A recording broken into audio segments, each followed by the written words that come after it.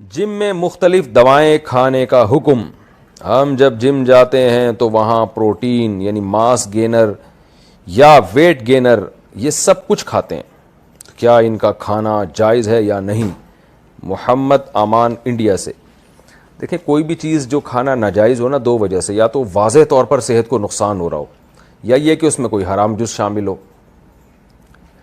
یا وہ حرام پیسوں سے خریدی گئی ہو. تو اگر آپ حلال پیسوں سے خرید رہے ہیں اور اس میں کوئی حرام جز بھی شامل نہیں ہے اور کوئی صحت کو بہت زیادہ نقصان بھی نہیں ہو رہا، تو پھر یہ چیزیں کھانا جائز ہے.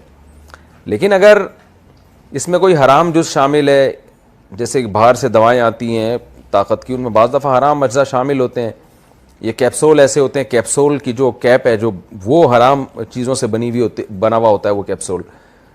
تو ایسی کنڈیشن میں اس کا کھانا جائز نہیں ہوگا. اب اس میں حرام اجزاء شامل ہیں یا نہیں ہیں، اس کے لیے آپ گوگل پہ سرچ کریں جامعۃ الرشید حلال فاؤنڈیشن. وہاں جو کانٹیکٹ نمبر آئے ان سے کال کر کے رابطہ کریں، ان کو بتائیں بھئی یہ کمپنی ہے، اس کے میں میڈیسن لے رہا ہوں یا لے رہی ہوں. جو بھی ہیں صاحب ہیں یا صاحبہ ہیں، یہ صاحب ہی ہیں محمد امان صاحب.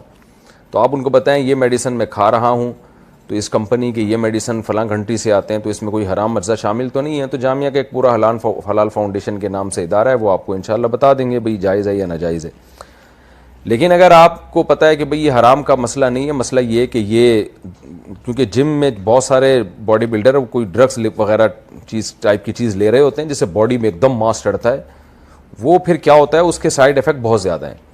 تو اس میں کسی ڈاکٹر آپ کو سے مشورہ کریں. ڈاکٹر اگر کہے کہ بھئی اس کے بہت نقصانات ہیں تو پھر تو آپ کے لیے کھانا ناجائز ہوگا. لیکن اگر ڈاکٹر کہتا ہے نہیں نقصانات نہیں ہیں یا کم ہیں یا وہ یقینی نہیں ہے تو پھر وہ کھانا جائز ہے. لیکن بہرحال میں نے جو ڈاکٹروں سے سنا ہے سب منع ہی کر رہے ہوتے ہیں کہ اس کا فائدے کے بجائے نقصان زیادہ ہے.